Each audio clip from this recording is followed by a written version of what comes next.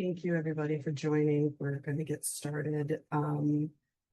This will be a roundtable on the escalating tensions in Bosnia and Herzegovina. My name is Ida Sefer, and I'm one of the co-founders of the BiH Diasporic Conference. You can find us online under BiHDiaspora.org or .com.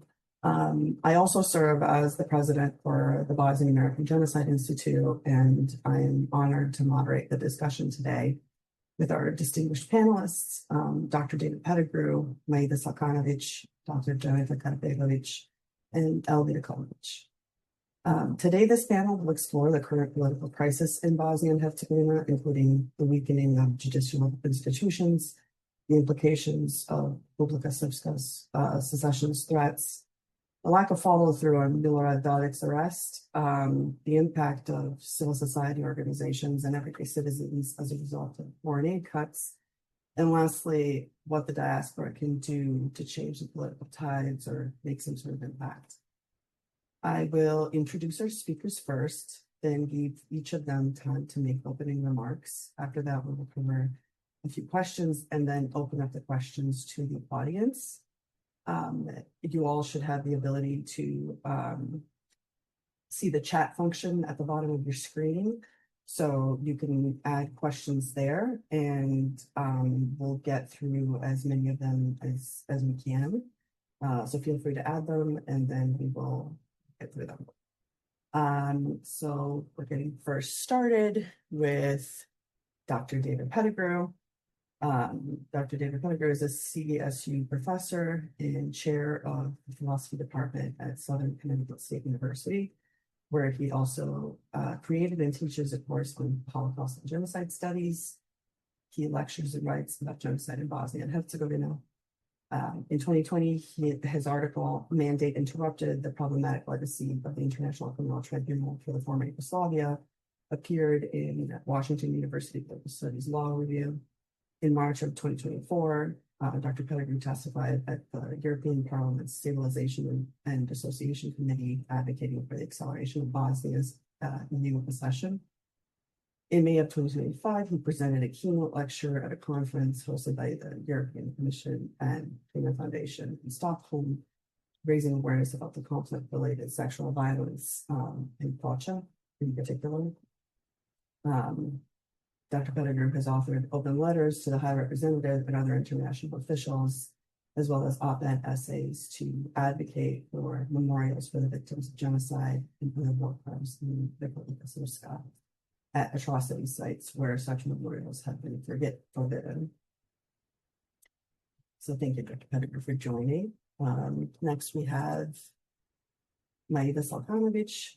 She's a journalist, media researcher, and communications expert, specializing in disinformation and digital rights with gender focus in Bosnia and Herzegovina and in Serbia. She's a PhD student in media and communication studies at the University of Belgrade with over 12 years of experience in civil society. She has worked with the Center for Investigative Reporting, CLICS, CCheck, and among others. Her research and publication focus on gender disinformation, foreign influence, and conspiracy theories. She also contributed to the award-winning BIRN documentary, Putin Calling, and has worked on fact-checking and media literacy with regional and international partners. Thank you, Maida, for joining us. Next, we have Dr. Dženeta Karabegović, whose work explores migration, diaspora, transnationalism, social movements, foreign policy, and justice overall in the Western Balkans. She holds a PhD in politics and international studies from the University of Warwick, and an MA in International Relations from the University of Chicago with a BA in German and Political Science and a minor in Holocaust Studies from the University of Vermont. She's an associate professor at the University of Salzburg. Her academic contributions appear in a range of peer-reviewed journals, and she has edited several volumes, including the first book on Bosnia and Herzegovina's foreign policy, Diasporas and Transitional Justice on Migration Studies in Austria and Bosnian Studies. She has consulted for the IOM, UN Women, OSCE, and the World Bank. She serves on the Board of Transparency International, Bosnia and Herzegovina, Nema, Humanity in Action, and she was born in Banja Luka. She grew up in Berlin, Germany, Burlington, Vermont, all over the place, and works across English, German, and Bosnian, Croatian, and Serbian. Thank you. Karabegović for doing this. Next, we have Elvir Klempić, is an experienced public affairs and policy strategist with a career spanning the White House, U.S. federal agencies, and international advocacy efforts, with a proven record of advancing bipartisan initiatives and global partnerships. Elvir brings deep insight into the intersection of government relations, international engagement, and strategic communications. Most recently, Elvir served as the Director of Partnerships and Global Engagement at the White House, where he led diplomatic initiatives across the Middle East and Europe, driving U.S. economic and security priorities on the global stage. In his previous roles at the White House, USAID, and the Department of State, Elvir worked at the nexus of domestic policy, international development, and interagency coordination.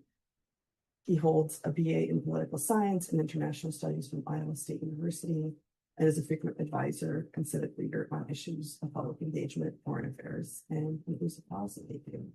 So welcome, Elvir, as well.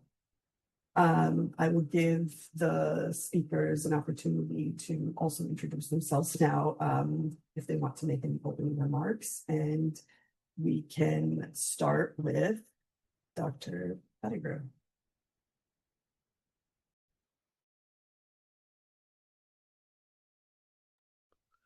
Oh, thanks so much for the opportunity to participate today and for your kind introduction. Ida, I'm looking forward to the insights of the other learning from the insights today from the other panelists. I think if I was to try to make an introductory statement, it would have something to do with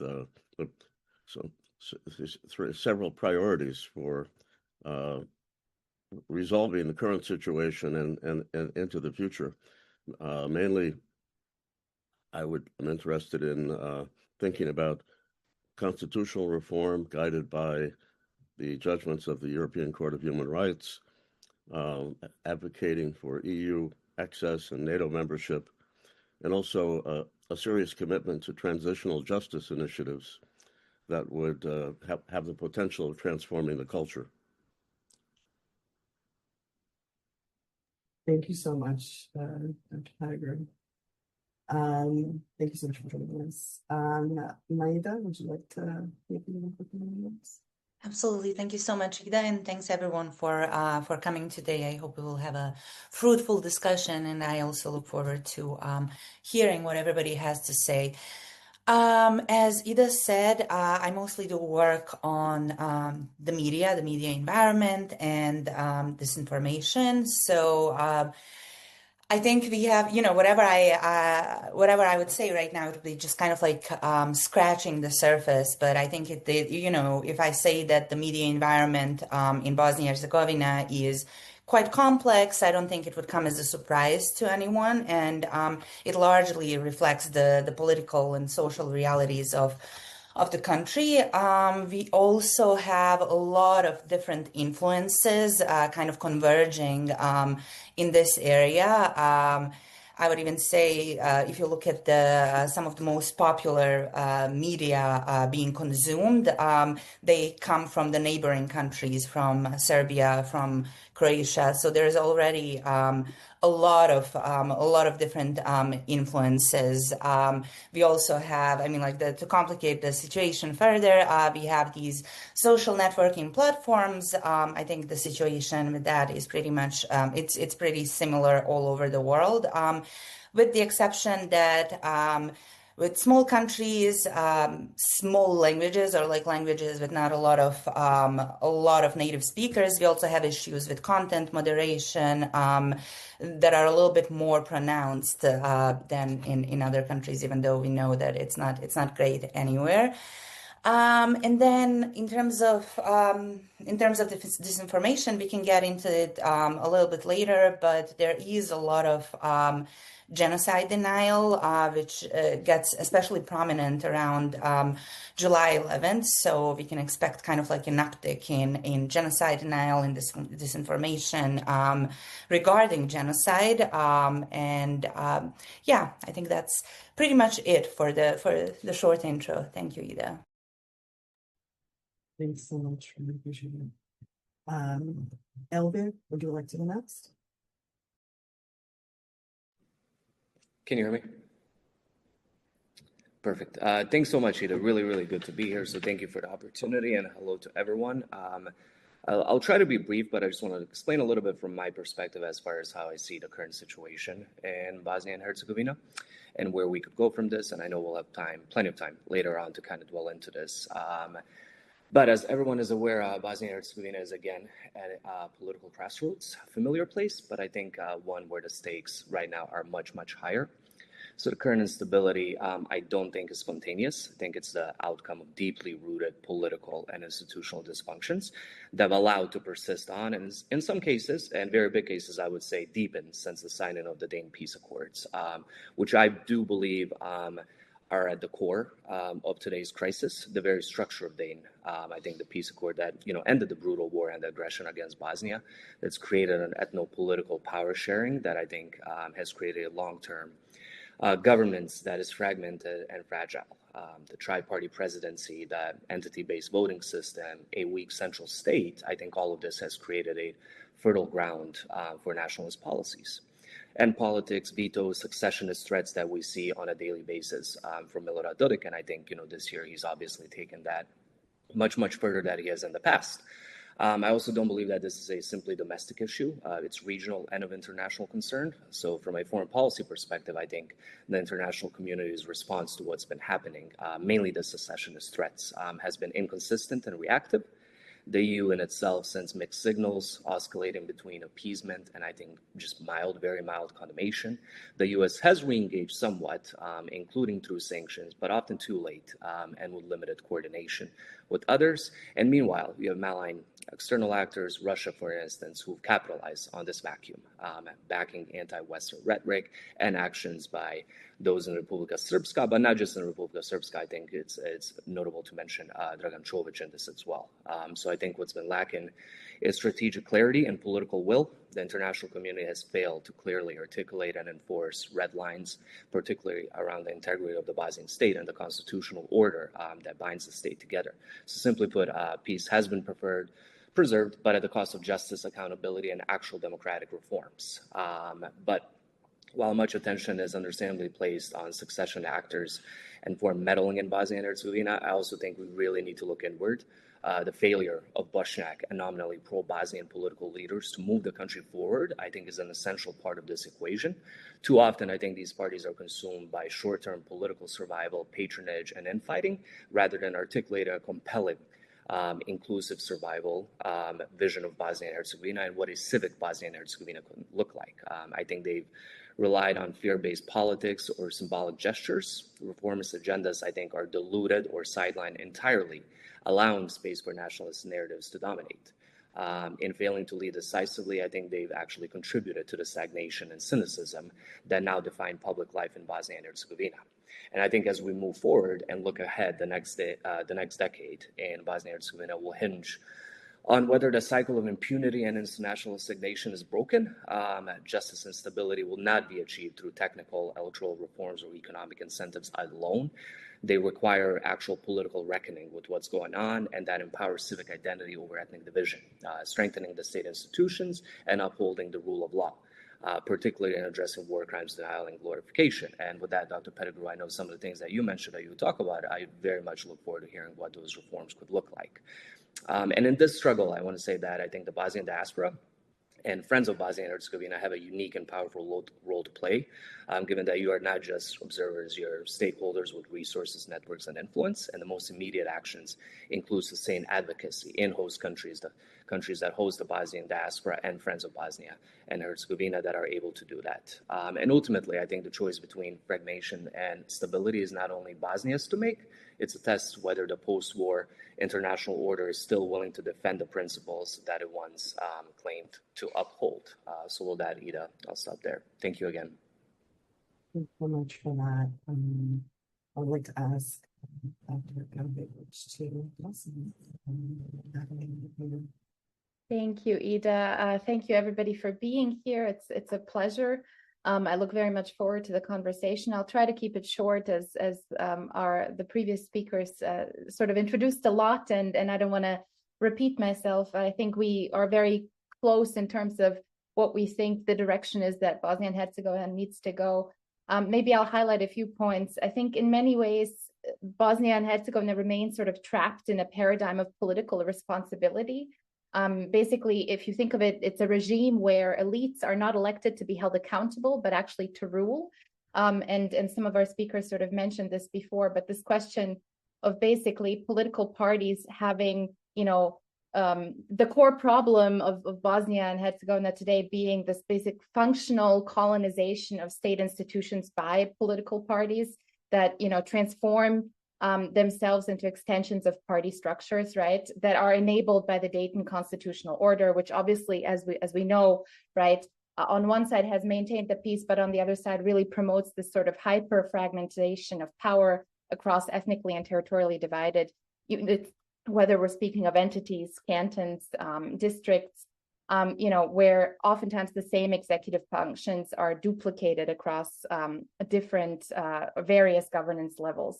And I think one thing maybe for me to always focus on or to ask you to keep in mind of is to sort of be open to the idea of political vision. I think there's not been as much of sort of room for political vision in Bosnia and Herzegovina. We've been talking a lot about sort of institutional difficulties and small sort of technical changes. But I think, this is a good point to really think about this redefinition of the system, moving, beyond sort of very formal interventions, very small technical sort of changes, but really thinking about, okay, how do we reconceptualize governance in Bosnia and Herzegovina? How do we reconceptualize citizenship from what Elvir talked about, this sort of, ethnic model to more of a civic model? And especially this concept of responsibility, right? Responsibility of both citizens, but also this accountability responsibility of political elites. I think it's not optional at this point, 30 years at the end of the war, but it is an existential condition for sort of the political sustainability of the country. And I'll end here and look forward to the rest of the discussion. Thank you.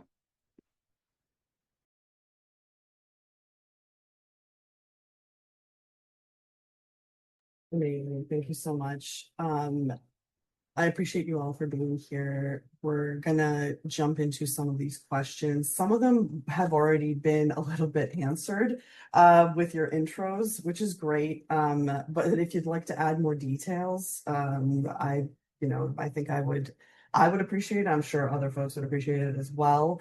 So we're going to start with Elvir, actually. From your perspective, what are the core political and institutional factors contributing to the current instability in Bosnia today?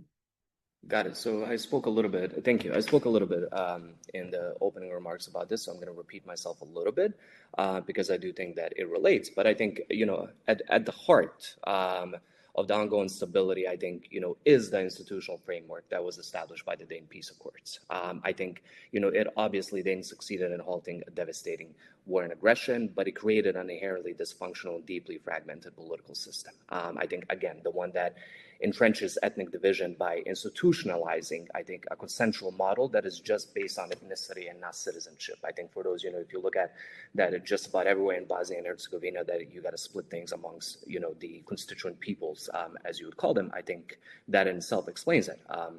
I think it's, it's embedded. The division is embedded into every layer of governance, from the tri-party presidency to the entity-based voting, and then the ethnically segmented electoral laws. And I think this in itself has produced a sum-zero political culture, where parties primarily appeal to ethnic constituencies and where the compromise is equated with betrayal. And you look at it, the RS leadership, Milorad Dodik, has skillfully used this system to block state-level functionality, promote secessionist narratives, and hollow out central institutions. But also, I do want to take it back to the pro-Bosnia or the Bošnjak, I guess, leadership as well, because I don't think we can only focus on the nationalist actors. And I think, especially within the pro-Bosnia crowd, I don't think we talk enough about the chronic failure of Bošnjak and so-called pro-Bosnian parties to articulate a coherent, inclusive political alternative and a way forward for the country. And I think, as I mentioned before, these parties have truly become consumed by internal rivalries, patronage, symbolic politics that have failed to deliver any type of structural reform. So instead of pushing forward through, transformative civic vision, I think they've settled into some type of inertia that has characterized the post-Dayton period, resulting in widespread disillusionment among voters and leaving a political vacuum that extremists have been eager to fill, and I think they have filled.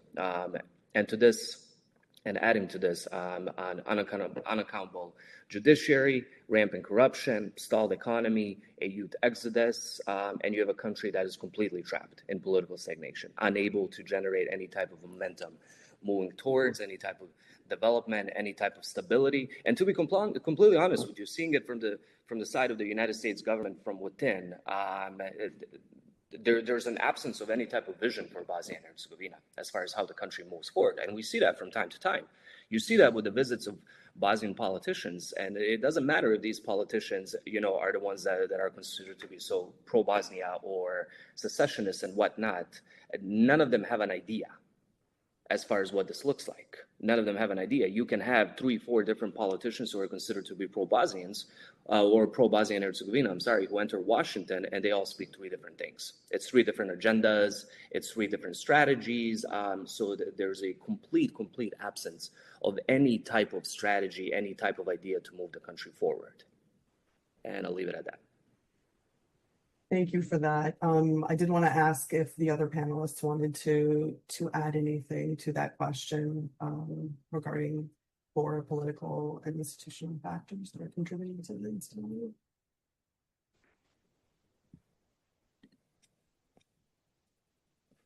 I guess I would just add to the critique of the structure, created by Dayton that Elvir was outlining. That one of the flaws that the international community has failed to address is that the Dayton Agreement essentially recognized and legitimized the genocidal violence of Republika Srpska, and it had a goal to achieve ethnic homogeneity, and it continues to pursue that goal today. And this is one I think one of the fundamental flaws that we could add to the problem of structural divisions along ethnic lines. And I was disappointed when the High Representative at the NATO gathering in Dayton said, apparently it was reported that he said that a civic state would not be possible. It just wouldn't work. And I thought that showed a particular lack of vision for the future. I agree with you completely. Did anyone else want to add anything? Our next question is for Dr. Karabegović. How have the recent actions by Republika Srpska's leadership, particularly secessionist rhetoric, altered the balance of governance and perception of state legitimacy? Thank you, Ida, for the question. I won't go into the details of sort of what's been going on. I think everybody in the room is aware. I think in many ways they've served to basically further destabilize BiH's governance and sort of eroded a lot of perceptions of state legitimacy. But if we sort of zoom out, I think it represents only the most recent demonstration of how political elites have continued to undermine BiH in the post-Dayton period. Because if we sort of think about it, the principle of political power as a capacity for sort of collective decision-making has been transformed into an ethnically distributed institutional inertia, right? Which basically has produced a structural inability to enact political agency in the way that we would see sort of change needing to happen. And so if I sort of zoom back as a political scientist from a theoretical perspective, right, this corresponds to this concept of an empty democracy, where formal elements of a representative system do exist, but are not functionally operative. So, you know, banal example, citizens possess the right to vote. Obviously, we continue to vote, right? But the political will rarely actually translates into effective change. And so the political system as we know it today in Bosnia and Herzegovina basically operates as a closed circle of ethno-national elites, right? In the absence of this real accountability that I mentioned during my introduction, and this competition, right? And here we can talk about corruption for the next, 8 hours that basically perpetuate their rule. And Elvir touched on this in his comments. I think if we sort of zoom in on Milorad Dodik, he's perhaps, to give a very weird compliment, been the most gifted at taking advantage of this to date, right? By refusing to recognize rulings from the Constitutional Court, by adopting legislation that suspends state-level decisions, right? By continuing to attempt to instill a, distrust in state-level institutions being able to do their job, and them then in turn not actually doing their job, right? And so this basically has led us to this political accountability that's been reduced to the symbolic framework, right? Which lacks the institutional mechanisms that, check this kind of, misuse of power, if you will. So this horizontal accountability between branches of government, right? And vertical accountability, right? Between citizens and their elected officials, basically, in effect, seem to us non-existent. I think, there's 3 maybe points that I can also point to that have only, further heightened this. This political mobilization and rallies. If we think about large-scale rallies, in April 2024, regular events that are held in Banja Luka, commemorations events that basically, Maida talked about genocide denial events, basically that, are very much marked by nationalist and ethno-nationalist rhetoric, that demonstrate, not just genocide denial, but also calling for a union with Serbia, right? Deeply, anti-Dayton actions that are basically, then further supported by public sector mobilization, attendance from Serbian official, attendance from, other authoritarian, let's say, leaders, right? Become very much sort of further, let's say, inflame tensions in general. And if we step back from this with this knowledge of, what Elvir talked about, the sort of broader picture, right? Amidst a genocide unfolding in Gaza, amidst a US administration, the way that it is, in the lead up to the 30th anniversary of the Srebrenica genocide, this is only further inflammatory. So this only sort of feeds the beast, if you will. And, to touch, more broadly on this, the sort of foreign influence, the regional instability, this close ties that are kept, both Russia on one side, replicating propaganda, undermining Bosnia and Herzegovina's Euro-Atlantic integration, providing sort of conduct or conduits sort of for external destabilization, basically, especially if we sort of think of this friendship with, Hungary, have on one side hindered a unified EU response to these threats. But on the other side, I think, to not be fully on the domestic actors, right? I think the EU has also sort of used this friendship, let's say, to excuse their own inaction, right? To sort of not be as strong as it could be, especially amidst sort of the US taking a little bit of a backseat. Now, I'm not saying here that EU or any sort of external actor should be, the one that helps BiH resolve this issue, but I think a more sort of robust approach can make much more sort of sense and be much more effective than it is. But at the same time, I think this is this interesting balance that in Bosnia and Herzegovina has not really been figured out, and whether it's inaction or whether it's not knowing or confusion from a variety of foreign external actors, I think that's for everyone else to judge, and maybe not for me to sort of impose on anyone. But I think it's important to sort of play here, to mention here, because I think in many ways, this kind of inaction, this kind of inertia also from the international community amidst the destabilization of state institutions suspends this accountability that I mentioned earlier, this political responsibility, by delegitimizing domestic institutions and producing, dependency rather than empowerment, right? It would look very different if, state institutions felt like they had, somebody had their back more than they do today. I'll stop here. Look forward to the rest of the conversation. Did anybody else want to add to that question?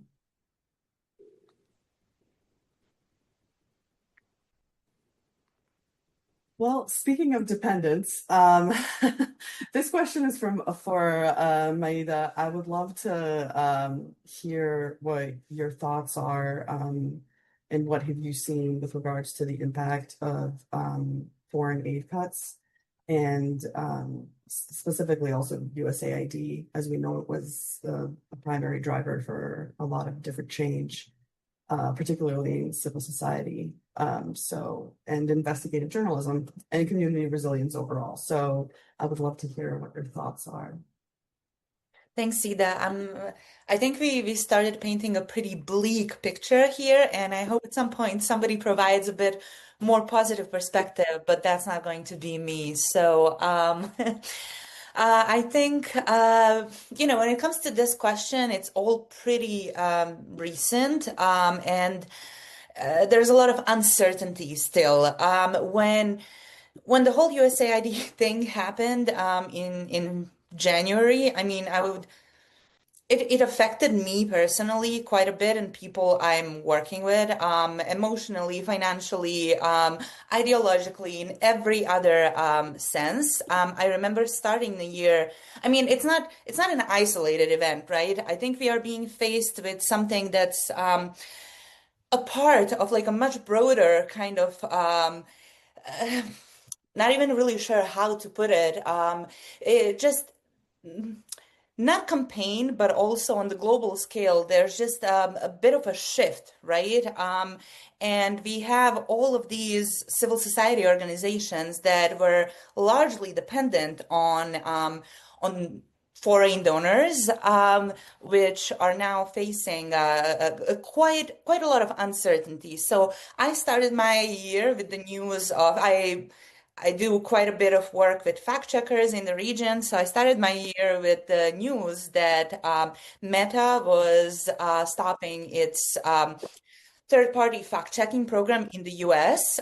So, that meant one thing. Okay, in the US, our partners were basically being cut off, but that also opened the question of financing the same program in the region as well. And as for now, that's still an open question. I mean, nobody really knows what's going to happen. In the EU, there are some protections when it comes to the regulation of these large platforms, right? Like Meta's platforms. So that might provide some protection and incentive, I guess, for these companies to keep some of these content regulation programs in place. So that was basically how I started my year. Then we got the news on USAID and the executive order on halting censorship, or whatever it was worded. And that has impacted us all quite a bit, as you may imagine. USAID was a huge donor in Bosnia and Herzegovina, and some organizations or some projects, a lot of people were depending solely on it, or majorly on it. So some smaller organizations have been closed pretty much right away. I'm not really sure, how it worked with their funding, but they probably made an educated guess that they wouldn't be able to keep the people. So some organizations were already closed right away, and they provided a lot of good community services. I mean, one thing to mention is that there's this narrative that the civil society is not very useful, that we are all foreign mercenaries. And I mean, like that's part of the whole right campaign against the civil society sector. But what people don't really see, I mean, like they see some of us, you know, speaking on TV, being in these high-level conferences and things like that. But what they don't see generally, and that's in a way, to an extent, also the fault of the civil society, is that you don't really see the impact on the general population. So a lot of these organizations providing services, such as providing services for children with developmental difficulties, etc., were closed. A lot of others had job cuts, and since, I mean, this is my world, this is kind of like where I'm what I see mostly is I've seen a lot of people actually getting fired and basically having to kind of like navigate this new situation of financial uncertainty, basically. So there were a lot of job cuts, and that, as you may imagine, that was a hit on morale. I always like to say that the civil society is basically civil society in Bosnia and Herzegovina, to me, is like one of the best parts of the society, and the media, the type of media organizations that I'm dealing with, I would say those are some of the most dedicated, idealistic people ever. So this all just seemed like basically the end of the world for us, not just because of the financial cuts, but also because of uncertainty and the changing world order. And we were all basically just we just felt like, okay, we have no idea what's going on. And that was I feel like the civil society took a little bit of time also to basically just figure out, okay, what is going on? Let's start talking about it. First of all, let's start trying to find some leadership. And I think that's also what's been missing, right? So having this sort of leadership, like very clear leadership, either embodied in an organization or individual leaders who would be able to say, okay, this is what's going on, this is what we can do. I mean, we're starting to do that, but it took some time. When I needed it the most, it wasn't actually there. So, you know, I would say there's a delayed reaction there. As Elvir said, I think this is leaving a lot of vulnerability in the region, basically this vacuum of influence. The EU is stepping in with some grants, some funding. I've seen basically their logos where USAID or NED logos used to be in some cases, but I don't really think that will be enough to fill this vacuum. And I think like we will be seeing quite a lot of influences from other places, especially Russia, China, etc. So, yeah, when it comes to financing, I think we, as the civil society, have had this vulnerability for a long time, and the donors have been pointing to it for decades now, asking the organizations to come up with these sort of systems to be self-sustainable. And we have opened those discussions, but I really don't see that we will be coming to the right conclusions. What I see, the sort of potential that I see here is that people working in the civil society in Bosnia and Herzegovina have a lot of knowledge, a lot of skills that are actually marketable, that could be that could be actually profitable as well. But there's, for some reason, I mean, I don't really understand it, but I guess I could see ideological background of it. There's a lot of resistance to that sort of, I guess, to kind of like start rethinking radically these ways of financing. Instead, everybody is focusing mostly on finding different donors. I personally think that's the wrong way to go. I think like we really need to rethink these systems, but I'm just not really seeing a lot of will for that. So yeah, and I also think in terms of the general population, they don't actually, a lot of times, they don't actually see the impact this might have on them. I mean, and I'm not even talking in terms of what we will be seeing in the next few years, because like these organizations, they're civil society watchdogs. They're actually there to keep the power to account, right? And I really do see a lot of kind of like negative consequences there. But I think that the general population doesn't even see that how even financially this is affecting them. Organizations, for example, I mean, maybe not to the same extent, definitely not to the same extent, but organizations are downsizing, for example, maybe moving to smaller offices, etc. Maybe canceling some services. So I do feel like the effect is actually going beyond what's visible at the moment. Thank you for that. Did anybody else want to chime in and add anything to that particular question? Yes. I'll just be very quick. I think Maida made a lot of really important points, and I'm going to use her invitation to be a little bit more positive. I'll say this carefully, to sort of say, you know, she made a very important point in terms of the change is not always visible in terms of the effect of civil society. And I think this sort of current situation that we're in, there's a division between sort of civil society organizations who have figured out how to get, you know, through to the end of the year, and then others that are really sort of thinking through these sort of sustainable long-term visions in light of the fact that, you know, currently it doesn't look like USAID is coming back anytime soon, and really sort of thinking about how do they sort of create further bottom-up political participation, more sort of creativity amongst each other. And I think we'll see this sort of play out. I think one thing that is important to note is that we are nowhere close to seeing the effects of this today. I think we will see this very much in the coming few years. And this is sort of the point that I wanted to highlight, because this moment now is the moment that we should be thinking about how to help those civil society actors think through the long-term sustainability vision options.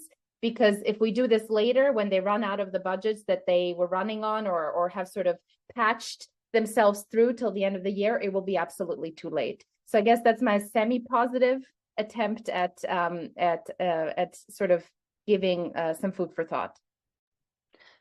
Thank you. Sorry, Ida, if I just may. I really like that, and I do see that also in some organizations that they started looking into these alternative funding sources. And I see a comment from Brad Mason. This is exactly what I've seen some organizations start doing, and that's sort of like this philanthropy culture, right? That's quite developed in the US, but not really in Bosnia. There's not even a really good infrastructure for it. It's not very simple. Giving is not super simple like in the US, and in terms of the tax benefits, it's just a completely different system. So, but I have seen organizations trying to work with that. What I was referring to mostly is I'm thinking about some alternative sources of funding, such as trainings and courses, etc. I'm just thinking that, that's the sort of thing that I do, create courses, but we've been doing all of that for free, right? So I'm thinking like maybe it's time to monetize some of that. I would just also like to invite anybody who might be in this philanthropy sector, like Brad here, to feel free to message me and to maybe like stay in touch if they would like to maybe kind of like just bounce off some ideas. So thank you. Thank you for that. I'll definitely echo the difficulties of maintaining a nonprofit even in the United States. Philanthropy in itself is very difficult, in especially being able to gather folks who can consistently give. And it's unfortunate that we have to rely on individuals to support so much of the work that we do, rather than being able to tap into other like larger sources of funding, definitely. I'm gonna walk us back a little bit to the conversation we were having a little bit earlier with regards to secessionist rhetoric, because I do think it's very much connected to actually the unfortunate unraveling of funding also in Bosnia. But what I would like to pinpoint on is this is for Dr. Pettigrew. What I'm interested in hearing from you is we know that there's a significant impact on commemorations in our communities. Specifically, we're coming up to the 30th anniversary of the Srebrenica genocide. Every single year, thousands of people all around the world either replicate the peace walk, have teach-ins, speakers, or prayer services to acknowledge the victims and survivors. And I'm curious to know what role do commemorations in Bosnia play, specifically in Republika Srpska, in the conversation of secessionist rhetoric? Where do those two things kind of meet? Well, I think that that's a challenging question. I think that the commemorations, so we have the annual commemoration of the Srebrenica genocide that is sent, and also, let's say, White Armband Day that are observed around the world in an effort to raise awareness about the truth.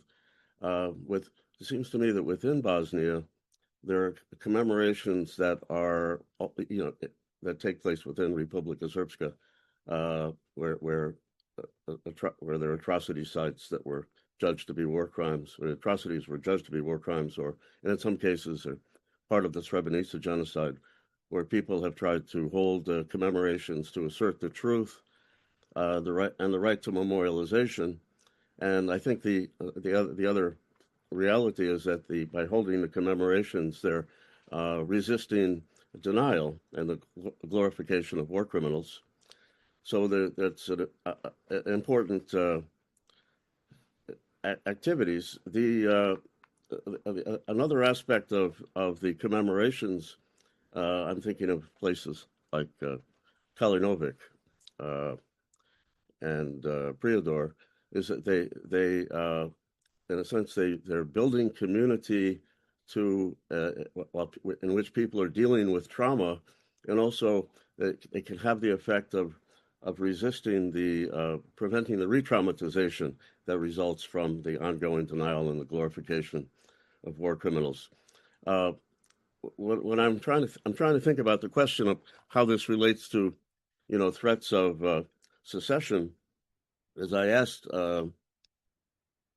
the Survivors Association from Kalinovic if we were going to hold the commemoration this year in the face of the threats of secession, and the answer was really that yes, and there's, in a sense, there was no alternative. We had to do it, and this is in Kalinovic.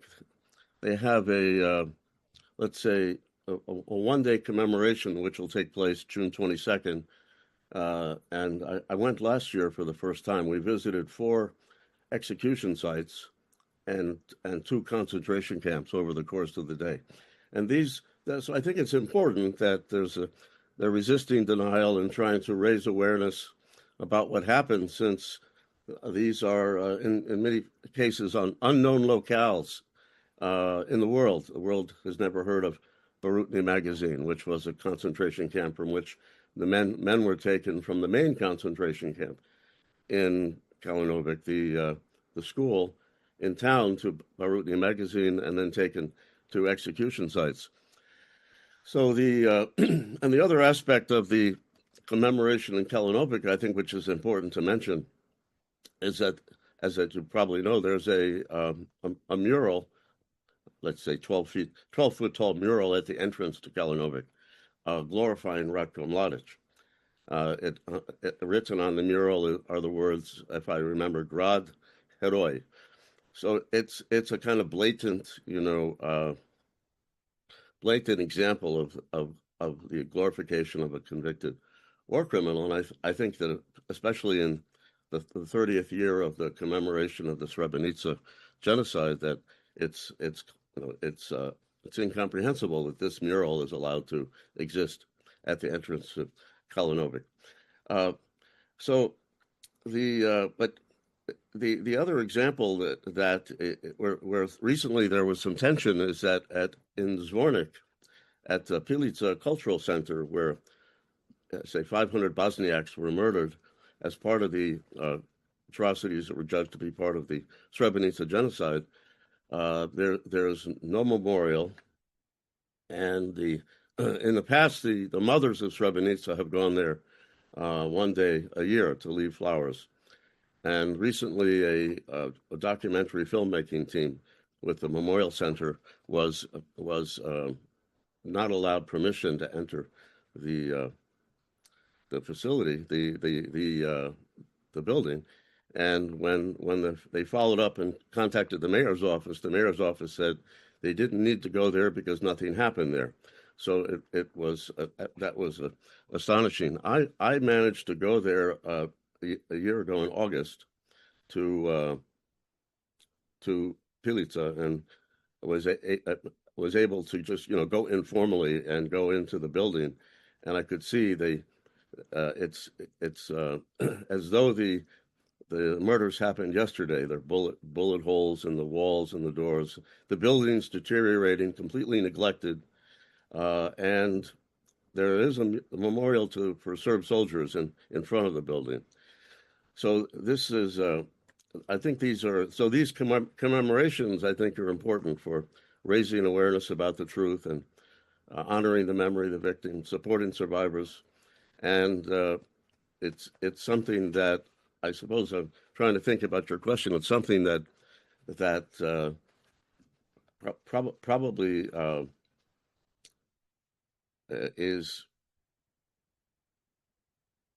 it probably encourages the anti-state behavior, the secessionist rhetoric, because the leadership of Republika Srpska is essentially afraid of the truth, and it really draws attention to the fact that there's been a failure of prosecution for genocide denial and for the glorification of war criminals. And I can think of another example, because we're talking about Republika Srpska, but there's also, when Elvir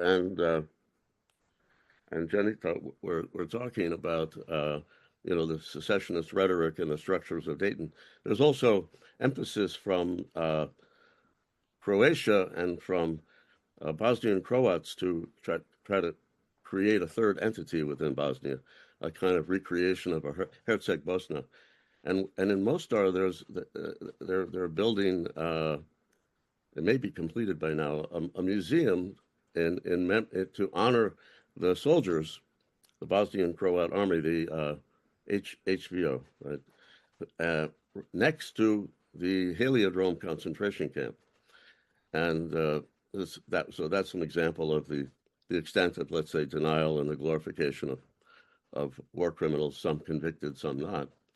And it seems that the one way I can think about this, the question is that in a sense, the secessionist rhetoric has come to the point it's come to is because of the failure of the international community to address issues related to memorialization and truth and prosecuting genocide denial significantly.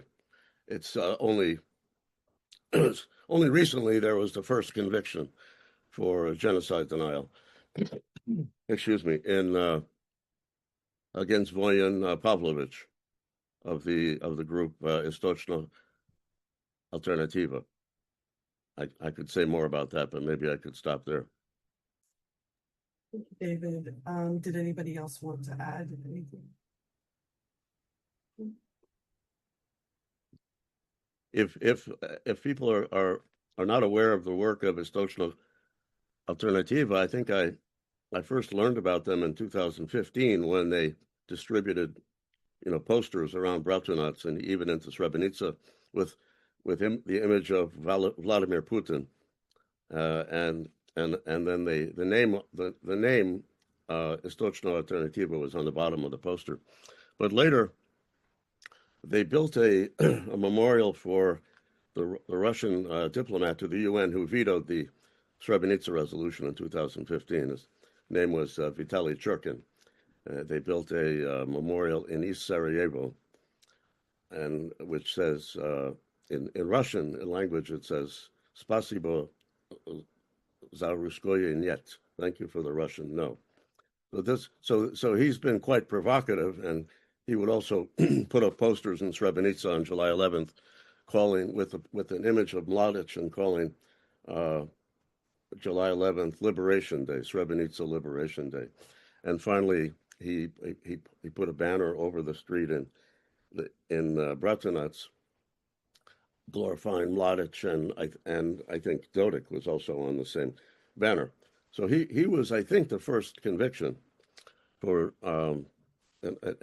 for denial or the glorification of war criminals, which has been so it's important that there's the law and it establishes the importance of the rule of law, but there's been a frustration with the slow implementation. Thank you for that. Considering our time, we're gonna run down some of these other questions. So in your view, what will define whether the next decade in Bosnia leads to further fragmentation or a renewed path towards justice and stability? And this is open to everybody. I can start off, Ida, if you want. Okay, thanks. So I think the defining factors in the next decade will be whether Bosnia and Herzegovina remains trapped in its post-Dayton paralysis, or whether a critical mass, domestically and internationally, chooses to break that cycle and reinvest in a vision of a functional, inclusive, and sovereign state. And I think some of the several key conditions have to be met in order for that goal to be met. So first, I think a shift from ethnic-based to civic-based politics. That doesn't mean ignoring identity, but rather building a state where all citizens live. Regardless of ethnicity, have equal rights and responsibilities. I think civic political movements, while currently marginalized, need space, support, and visibility. And without a narrative that transcends ethnic division, Bosnia cannot move forward. Second, international actors must stop managing the crisis and start addressing its root causes. I think this includes taking a firm stance against unconstitutional behavior, conditioning aid and EU integration on clear benchmarks, and offering real incentives for institutional reform and anti-corruption efforts. I think the external pressure must be paired with local ownership, but not at the cost of democratic principles. Third, I think justice must be central. I think denial of genocide, glorification of war criminals are not just moral failures, they're political weapons used to maintain the divisions that we see in the country today. And genuine reckoning with the past, combined with reforms in the judiciary and educational systems, and I think that's one other thing that's really key to all of this is the education system is crucial for long-term peace and trust building. And then fourth, I think economic and generational renewal must be prioritized. The loss of young people through immigration is not just a demographic crisis; it is a system of institutional decay and hopelessness. And if this trend is not reversed, the space for reform will shrink even further. And finally, Bosnia and Herzegovina has to take greater responsibility for its own security and sovereignty. While international support, I think, remains important, the country cannot afford to rely indefinitely on external guarantees for its stability. And we keep seeing Bosnian politicians ask for that. Strengthening its military capabilities, investing in defense readiness is essential, not to provoke, but to deter. A credible, I think, unified defense posture will signal that Bosnia and Herzegovina is prepared to protect its territorial integrity and constitutional order. This also means moving away from a political culture of, I think, dependency, which I think is huge, where the expectation is that the international community will solve any internal dysfunction that Bosnia and Herzegovina has. Durable peace and I think statehood requires self-reliance, and we don't have that currently, including the capacity to defend oneself if necessary, and God forbid we will ever come to that. I think without the progress on these fronts, Bosnia risks not only further fragmentation, but erosion of the very statehood that people fought for. And with them, it has a chance, however fragile, I think, at renewal. And then on this last point, I think I just want to mention a couple things. And happy to elaborate on this, but just to mention it briefly. I think if the Federation of Bosnia and Herzegovina, the larger entity, was like Switzerland, and it looked like Switzerland, operated like Switzerland, its economic status was like Switzerland, and I don't think there's a lot of reasons for it not to be, I think you would see a different situation in the country completely. That's one. Two, I'll give you an example of a town. My family, after we were driven out from the Srebrenica region, and after refugee camps, we had settled in a place called Banović, which is a very small town near Tuzla. Banović is a place that, my uncle has an apartment there. We settled there after the war, so we still visit. So I visited quite a few times. And it's beneath me how in 2025, still currently, a place in Banović looks like it's stuck in 1960s Soviet Union. Milorad Dodik is not to blame for that. Dragan Čović is not to blame for that. Bill Clinton is not to blame for that.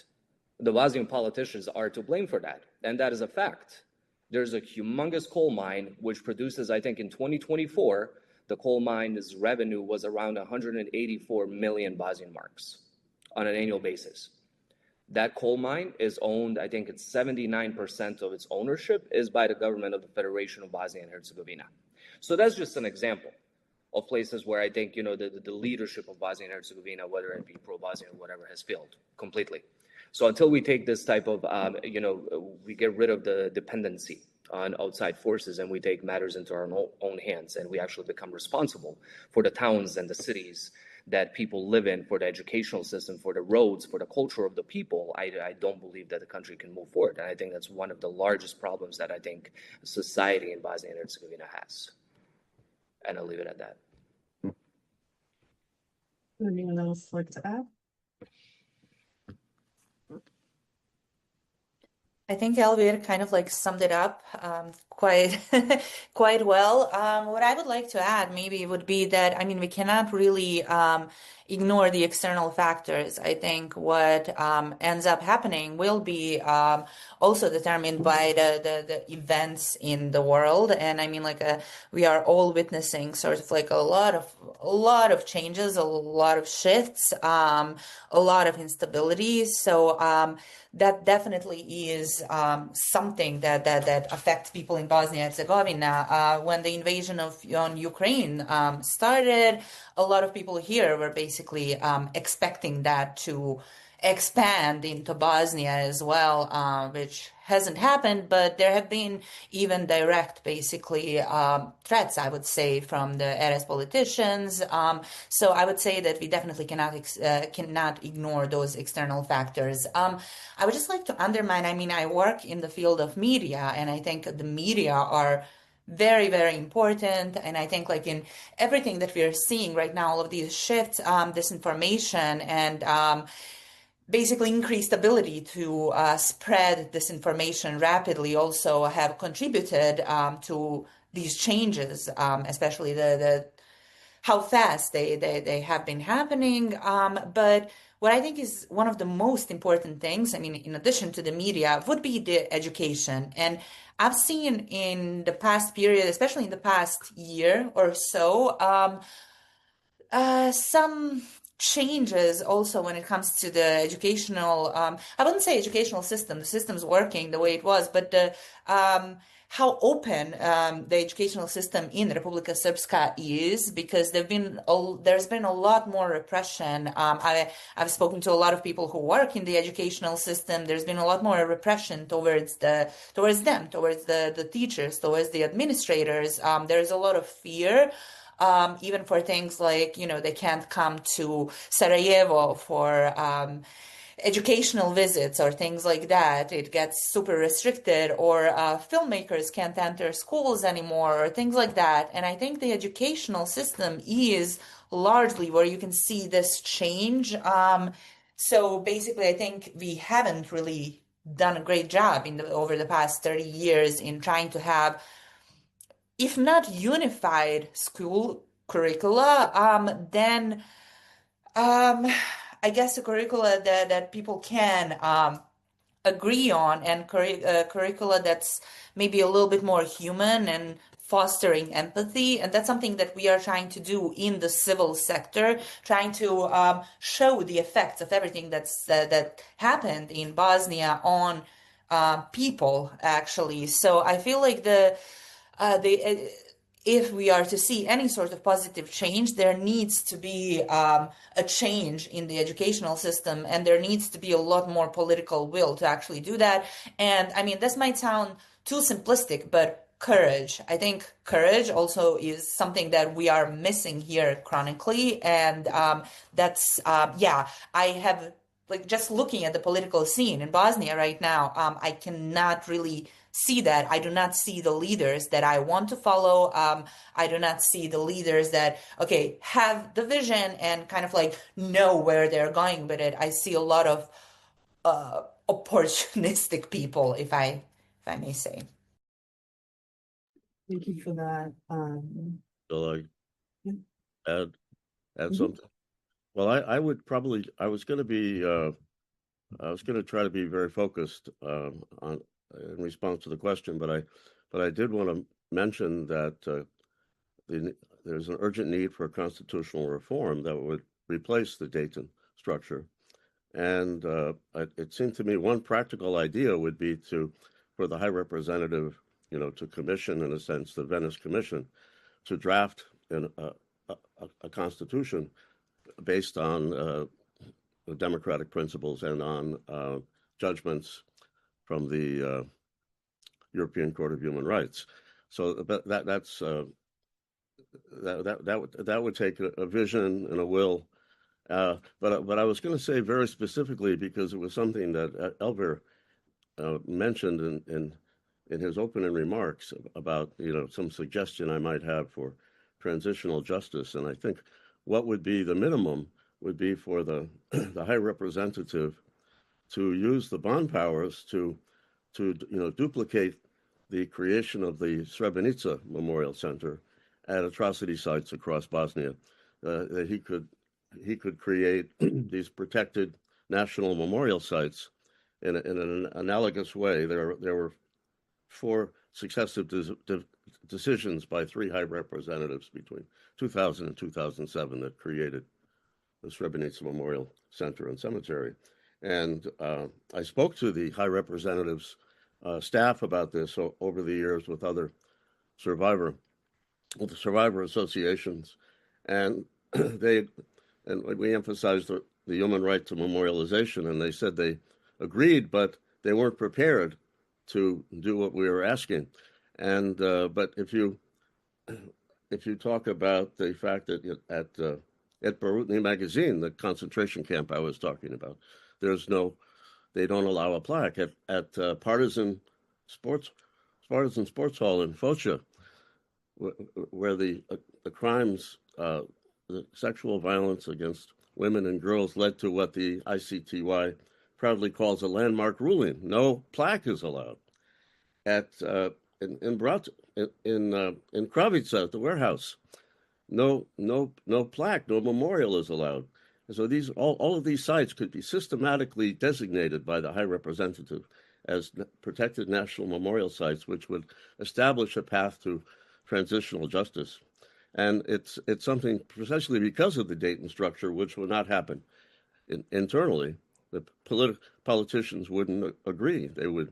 We have a situation in which essentially minority groups have veto power over anything that they disagree with. That's why I think that's the when I speak to people about this who are sort of just learning about this around the world. I just spoke to the Swedish foreign minister. She couldn't understand what could possibly be the reason for not allowing a plaque at Partisan Sports Hall. It doesn't make any sense to the to a human being on this question. So I think that would be the step in the right direction. I don't know what the High Representative needs to push him one more inch over the line to make that decision, but it's worth trying. And I wanted to mention that Ida Radashevich, who's here, is doing wonderful work at UConn in digital archiving of the truth about what happened in Bosnia and interviewing survivors. Is suggesting also an alternative supporting role of digital media in preserving the truth. So I know they're doing important work at UConn. So thanks for that suggestion, Ida. I would just like to follow up a little bit on the High Representative. I think one of the issues that we have here is that basically half the country doesn't recognize the legitimacy of the office of the High Representative. And that's been done kind of like strategically over the years. There's been a lot of disinformation placed, kind of like questioning, and not just also coming from the Republika Srpska officials and the media, but also Russia and Serbia as well. So we have the situation in which a lot of disinformation has been spread, basically calling Christian Schmidt, not recognizing him as a legal and legitimate High Representative, not seeing his decisions as binding. So I think if you have sort of like the public opinion that's not favorable, it makes things a little bit harder. So I just wanted to, mention that as well. I'll keep my sort of comments brief considering the time, and won't necessarily repeat or go into sort of detailed comments, but I'll try to be practical. I mean, we've talked about the High Rep. Maida's talked about the sort of Catholic model of half of the country not actually, believing in the actual power and legitimacy or potential of the High Rep. And actually, on the other side, somebody asked in the question, right? Why not? Why doesn't the High Rep? I mean, there's also inertia on the side of the High Rep. I think something that is needed if we're looking sort of at the next 10 years, decade, what Ida's question was focused on, that can be very easily sort of implemented by the High Rep, is, very much related to this question of transitional justice, where I think one of the main problems, in addition to some of the ones outlined across our panelists today, is that there was no lustration in the sense that we really sort of needed it, right? So you have individuals who've been sort of on the political scene for many years, and because we don't have political term limits, they continue to be on the scene for so many years. I mean, the fact that today it continues to be this sort of badge of honor that you played a role and that you defended the country, or that you were part of the, Vojska VRS, depending on where you're running for office, is ridiculous to me. So I think one very concrete thing that I think the High Rep can do is to implement political term limits. That sort of, I think, is a very practical way to stabilize state institutions, to say, okay, well, the High Rep sort of has implemented political term limits in the next election cycle, however much the political term limit is running for, 2 terms in office, 3 terms of office, right? That would eliminate a lot of people from the scene, right? And create that sort of opportunity for the roadmap for a future. So that's a very sort of concrete idea that I think doesn't hurt the High Rep too much. Gives him enough sort of room to make change. And I think, they love to care about their, long-term, impact. So I think that actually has also potential for impact in terms of sort of motivating the High Rep, if you will. But I think the second aspect, and then I'll end there, is sort of, and I think some of us have touched on it, and it's related to many of the things that I work on in terms of diaspora, is addressing demographic decline, right? I mean, this sort of in connection to this very large diaspora that the country has, multi-generational diaspora, that in many ways, depending on how you want to count diaspora, how you want to define diaspora as growing, you continue to have this sort of mass exodus of young people, of highly qualified individuals who are just sick of, the country not functioning in the way that it is, and actually, voting with their feet. Sorry, I have a thunderstorm behind me. So I probably sound even angrier than I am at the current situation, but sort of addressing this demographic decline in terms of meaningful reform. And I think here the EU also has a role to play, with Bosnia and Herzegovina sort of on this path of EU, which is a very slow path, and that's fine, right? But if we look at sort of where are the people moving, it's primarily to countries in the European Union. And I think models of circular migration, right, enforcing sort of potentials of return, thinking of how to empower, civil society actors and diaspora actors on this roadmap towards change has a lot of potential, and I think is maybe a more sort of plastic way, right, for us to think about this beyond the sort of very, very big things that we need to change, right? So thank you. Thank you so much for that. The last question that I have, and I know we're short on time, we have about 8 minutes, has to do with actually the diaspora. And this has been an ongoing question for as long as I've been involved in community organizing in the diaspora, which has been 15 plus years. So I would love to hear from whoever wants to answer, but what are some immediate action the diaspora could take to shift the political tides in Bosnia? Happy to tackle that, Ida, and I'll be very brief given that we are short on time. So I'll just mention a few things, and I think all of you will understand them, and I don't have to elaborate. I think starting off with engaging in targeted advocacy in host countries, supporting independent media and civil society in Bosnia, promoting voter education and participation, including abroad, investing in civic and professional, I think, development in Bosnia, and challenging nationalistic narratives that and promoting inclusive identity. I think focusing on those things. I think that the diaspora can be the most helpful. So I said I was going to be brief. I'll leave it at that, but I will say one more thing before we get into the Q&A portion from the audience. Based on my experience, things that I've seen in the United States government, working with international actors, sitting across the table from Bosnian politicians, individuals from Bosnia and Herzegovina, I am convinced that there is no savior on a white horse coming to save Bosnia and Herzegovina. I'm convinced of that. And until politicians from Bosnia and Herzegovina understand that, I've mentioned this a few times, take matters into their own hands, the country will not move forward. I do not see any type of, I think we have this foreigner savior complex where we are just waiting, asking, appealing for someone to come and save Bosnia and Herzegovina and get us out of this. And that's not going to happen. I personally, and this is just my opinion, I don't see that happening. And again, until we take those, the responsibility of the country and the people into our hands, I don't see Bosnia and Herzegovina moving forward. Simple as that. I'll leave it at that. So I'm just here to agree with Elvir. But basically, when it comes to the support for independent media or in civil society, I think it's really important when it comes to also, media literacy. I think it's important to actually know which media to trust. We always talk about, okay, which media not to trust, what are the characteristics of media you can't really trust, and I always try to make sure that in my media literacy lessons include also the characteristics of reliable media, because I feel like, once you've eroded complete trust in the media, then you just don't really trust anything anymore. So I guess what I can do, Ida, is send you a list maybe of some media organizations in Bosnia and Herzegovina with a short description, and then maybe we can distribute that to the BiHDC community also. So you can decide for yourself if you want to support them or not, if you want to subscribe to newsletters, if you want to donate or get in touch with them or whatever. So that's one thing that I can do.